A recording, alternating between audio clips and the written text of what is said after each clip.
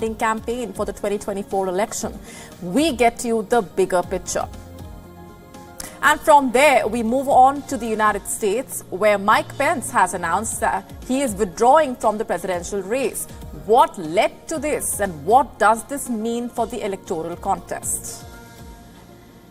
And from there, we look at what's happening in Pakistan. What is the electoral strategy looking like ahead of the elections?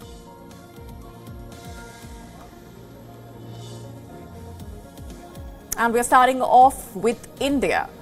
Do citizens have the right to know who is funding political parties and their electoral campaigns? The Indian government's attorney says they do not. The Attorney General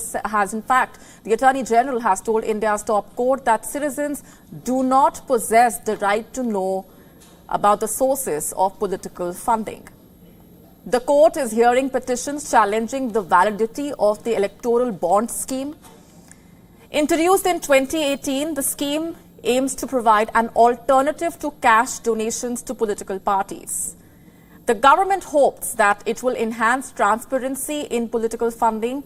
Under the scheme, the electoral bonds can be purchased by Indian citizens, and firms only registered political parties that secure at least 1% of the votes polled in the last state or national elections are eligible to receive these funds through electoral bonds. The government says that this will maintain donor anonymity and shield them from any fear or favor. It also says that the bonds will help channel clean money in politics, but critics argue that anonymous funding through electoral bonds encourages corruption, and the debate is now in the court. With that said, let's just take a look at the electoral funding mechanism in other parts of the world. Let's start off with the United States. The federal law requires the disclosure of any and all contributions over $200. And this, by the way, includes donors' names, addresses, occupations, and employer information. And this information is then made a public record. And in France as well, the law on financial transparency requires transparency in political life, requires the political parties to provide reports in relation to election campaigns, and they must reveal the identity of the donors in these records, which have to be made public. There are sanctions for parties breaching the provisions of the law in the form of fines, the loss of public funding, deregistration of the party, and even imprisonment. Let's take a look at how things work out in the UK. Under the existing transparency regime, political parties are responsible for checking the source of donations and are required to return the donations if they are uncertain about the identity of the donor or the lender. Across the Atlantic, in Canada, all candidates and political parties are required to submit reports of their contributions and expenses to the Chief Electoral Officer. The disclosure has been an aspect of election financing provisions since 1874.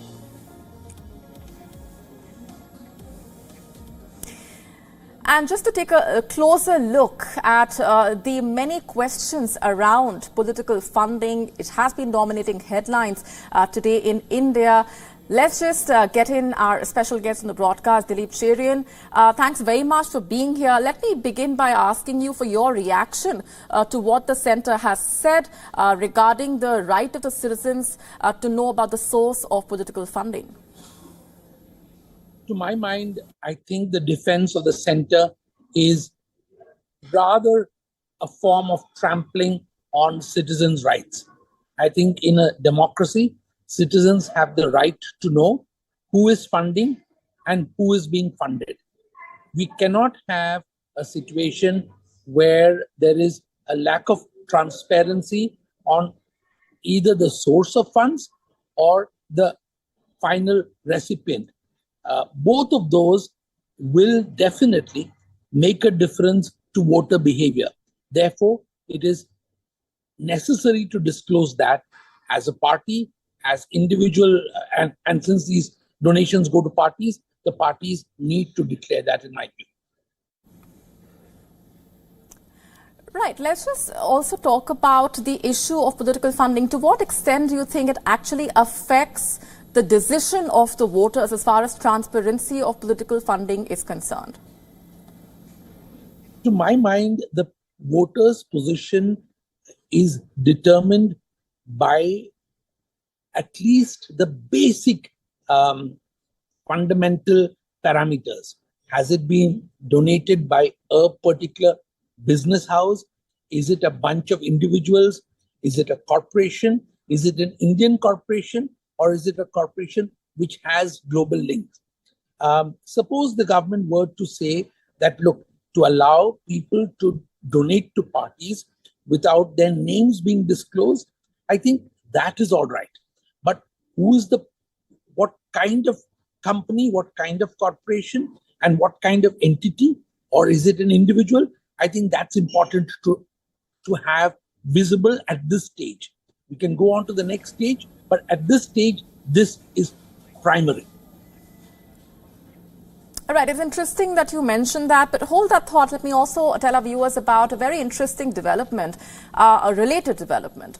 India's main opposition party, the Indian National Congress, is expected to, as per reports, start a nationwide crowdfunding campaign.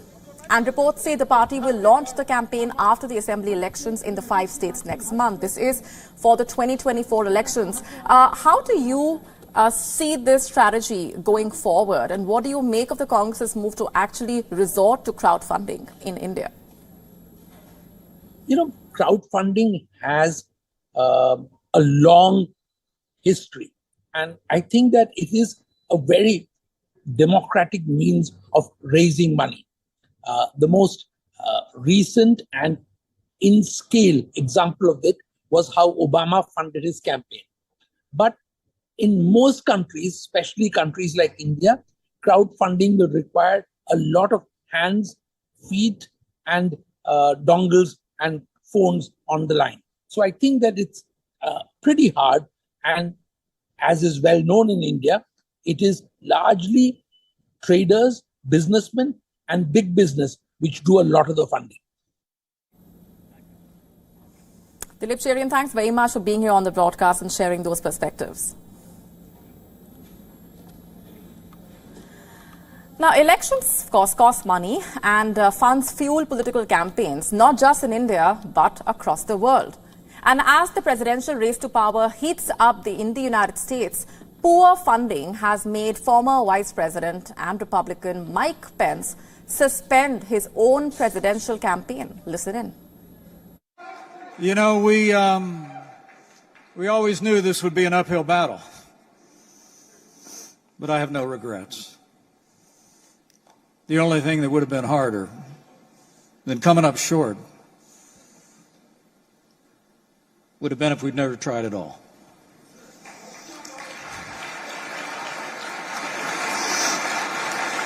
Now, to the American people, I say this is not my time, but it's still your time. I urge you to hold fast to what matters most: faith, family, and the Constitution of the United States of America. Trouble had been brewing for Mike Pence ever since he announced his presidential bid in June. A campaign finance report filed by Pence earlier this month, in fact, painted a very dismal picture of accumulated funds. The former Indiana governor had only managed to raise a little less than $1.2 million in the current quarter. More worrying for Pence was a $600,000 accumulated debt.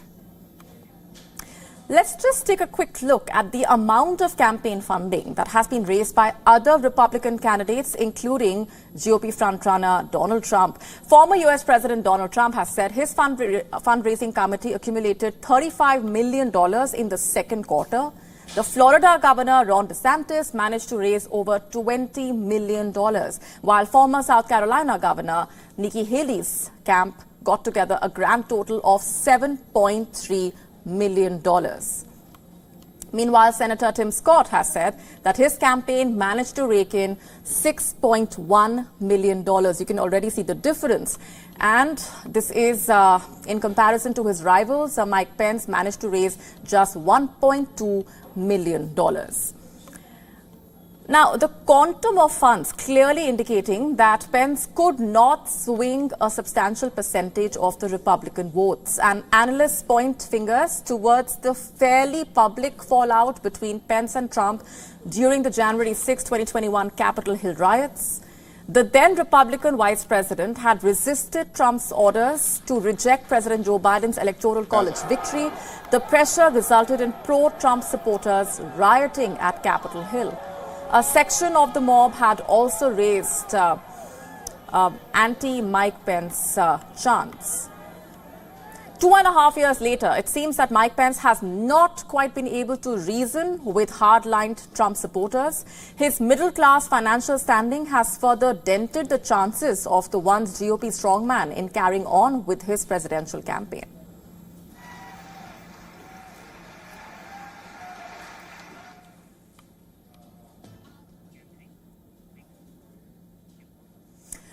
Let's now shift focus to what's happening in Pakistan. The stage is set for the elections. Just days after reports surfaced of Pakistan Election Commission mulling the January 28th of January as the possible date for the general elections, political parties have swung into action. And former three-time Prime Minister Nawaz Sharif has formally taken over the reins of his party's campaign. According to reports, Sharif is all set to chair his first formal party meeting in 4 years, with the election widely speculated to be less than 3 months away. Sharif is expected to take stock of the current political scenario and affirm the party's strategy at his Lahore residence on Tuesday.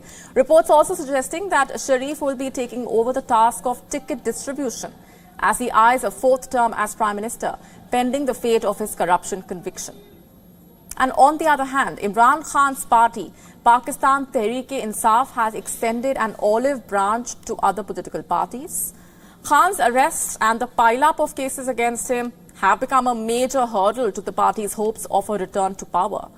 Reports say the PTI leaders are trying to build bridges before the elections. Fazlur Rahman on Saturday, meanwhile, the PTI members reached out to the party chief, Maulana Fazlur Rahman, hoping to forge an alliance that could level the playing field with the rival PMLN after Nawaz Sharif's return. And analysts say the months of run-in with Pakistani army and the courts have forced PTI leaders to set aside their differences with other political parties in order to put up a credible fight in the elections. The PTI's political committee has also hinted that they will undertake extensive meetings to renew contact with other key political players, saying that adopting a quote-unquote reconciliatory tone was necessary to move ahead. Now, seems like all is fair in war and politics. For the years that Imran Khan was in power, the PTI had never fallen shy of calling its political rivals thieves, traitors, corrupt, and similar names. And with its leader behind bars and the timed return of political rival Nawaz Sharif, which parties accept the PTI's olive branch remains to be seen.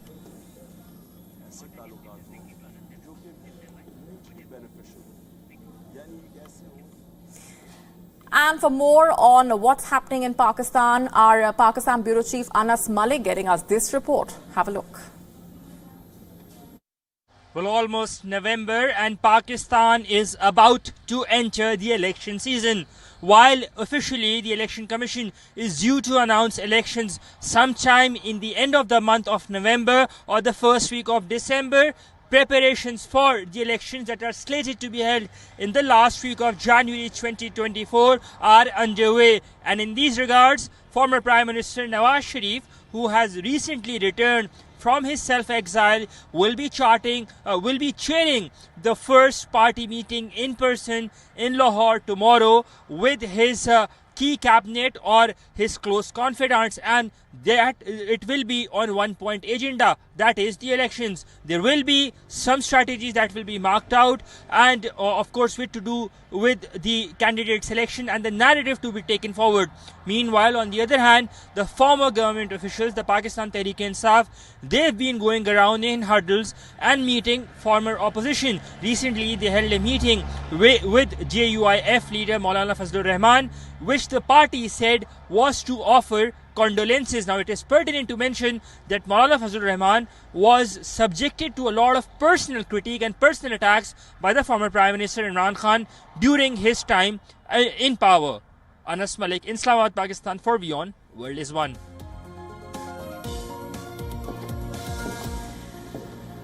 Let's now shift our focus to Bangladesh, where the political landscape turned violent over the weekend.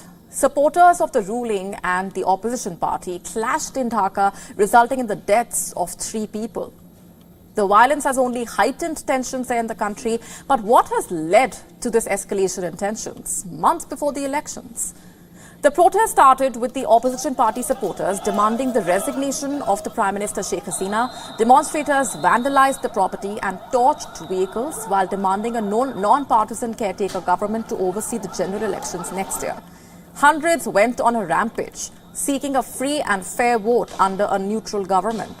Violence broke out when supporters of the opposing BNP party clashed with supporters of the ruling Awami League during a nationwide strike. The opposition party had called for the strike after the police forcibly shut down the party's rally in the capital. The strike halted regular work for an entire day before taking a violent turn.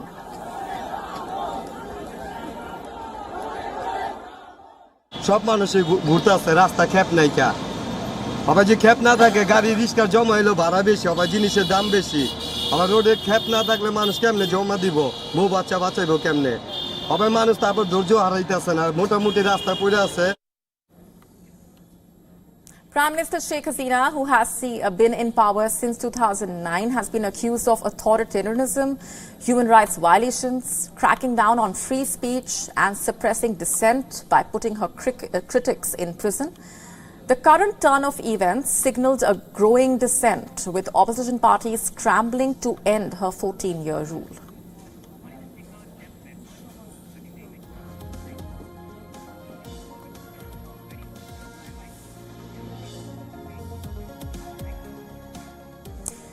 On to the race to power in Taiwan, which has seen a rather interesting shift, where the 2 main opposition parties are coming together for the parliamentary elections in January. The aim, of course, is to win more seats. Let's just first tell you a little bit about these 2 parties. The 2 have decided to quote-unquote support each other, maximize seats in parliament and deepen democracy. Now, currently, the ruling Democratic Progressive Party, or DPP, holds the majority in Taiwan's 113-seat parliament with 62 seats. The KMT has 37 and TPP has 5. And the 2 parties are also discussing a presidential candidate for which the ruling DPP is fielding Vice President Lai Ching-te. China is also a key issue in this election. Both KMT and TPP favor friendlier ties with Beijing. They want a dialogue on an equal and dignified basis and to restore stability in the Taiwan Strait. The KMT and the TPP, the main opposition, Kuomintang and the Taiwan People's Party, their leaders met on Monday and arrived at that decision. Let's now get you a quick roundup of other important election-related developments coming in from around the world. The results are out for Colombia's local elections. The opposition candidates largely swept the polls for mayors, governors and regional lawmakers, marking a huge reversal for the president, Gustavo Petro's leftist coalition. Analysts consider this as a referendum on his government. In Colombia's capital, the ruling coalition's candidate came in 3rd place for mayor. The office of Bogota's mayor is one of the top government positions after the presidency. The other 2 biggest cities, Medellin and Cali, also elected strong critics of Petro as mayors. The UK activist Liam Conlon, the son of Partygate investigator Sue Gray, announced that he will be Labour Party's candidate in the next general elections. Conlon is contesting from Beckenham and Penge, a new seat created in southeast London. The announcement comes at a time when the senior Labour members are stressing on the diversity required among the prospective MPs. Brandon Presley, the second cousin of rock and roll icon Elvis Presley, is running for the office of governor in the American state of Mississippi. He is up against the incumbent Republican Tate Reeves. Presley won the Democratic primary unopposed. He has been focusing attention on the economic plight of the working families there in the state. Mississippi has historically been among the poorest in the country.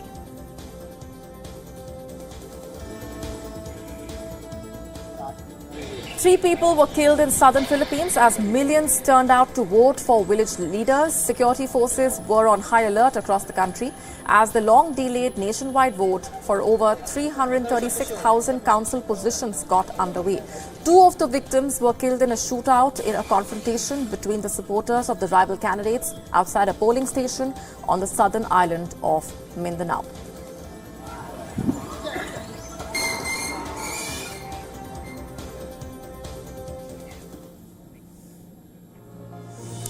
With that, it's a wrap on this edition of Race to Power. This is me, Maudie Gambhir, signing off. Thanks very much for watching. Stay tuned.